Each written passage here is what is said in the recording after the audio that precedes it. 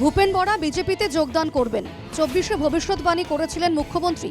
গত মাসে গেরুয়া হয়ে যান ভূপেন বরা। ভূপেন বরার বিজেপিতে যোগদানের সময় ফের মুখ্যমন্ত্রীর ভবিষ্যৎবাণী।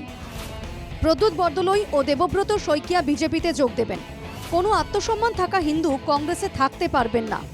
লোকসভা নির্বাচনের আগে বিজেপিতে যোগ দেবেন প্রদ্যুৎ।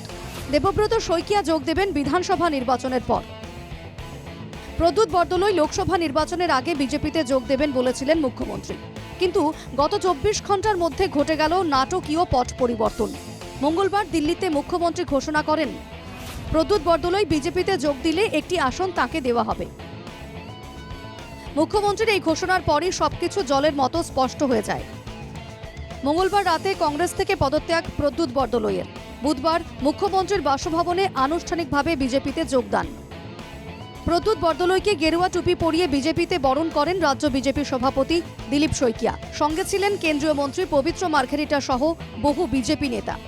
বিজেপিতে যোগ দিয়েই কংগ্রেস নেতৃত্বকে নিশানা প্ৰদ্যুৎ বৰদলৈৰ। আপোনালোকক মই এই কথা কৈ আছো, তাত বিভিন্ন কাৰণ আছে।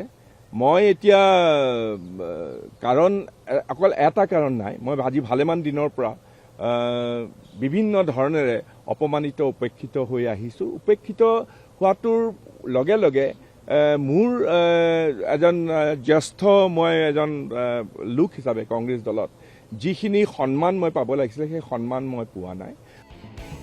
নিজের আরও এক রাজনৈতিক ভবিষ্যৎবাণী সত্য হলো, তাই কিছুটা হলেও উচ্ছ্বসিত মুখ্যমন্ত্রী হিমন্ত বিশ্ব শর্মা। आपको मालूम है प्रद्युत बरदलै जी एक सिटिंग कांग्रेस एमपी है, तो एक एमपी का नाते 3 साल अभी भी कार्यकाल है, फिर भी वो खुद आके अपना पद त्याग कर रहा है। एमपी का पद ऑब्वियसली ही has to quit because of anti defection law, so party has to take care of him.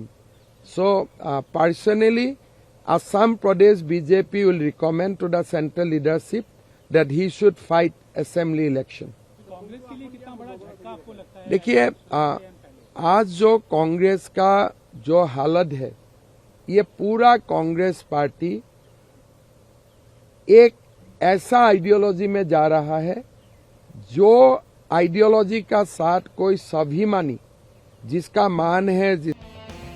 দশকের পর দশক দলের করেও মনোনয়ন পান না আদি বিজেপি নেতারা। আর এক্ষেত্রে অসমের ইতিহাসে প্রদ্যুৎ বরদলৈ সবচেয়ে ভাগ্যবান কংগ্রেস নেতা, যিনি বিজেপিতে যোগদানের 12 ঘন্টার মধ্যেই পেয়ে গেলেন বিধানসভার মনোনয়ন। প্রশ্ন হয়, বিজেপিতে মনোনয়ন লাভের যোগ্যতা কি? কংগ্রেসি হলেই কি মিলবে অগ্রাধিকার? ভাঙাগড়ার এই খেলায় কংগ্রেস তো দুর্বল হচ্ছেই, কিন্তু বিজেপি কি আদৌ শক্তিশালী হচ্ছে অসমে? বিষয়টি নিয়ে সমাজ মাধ্যমে শুরু হয়েছে জোর আলোচনা।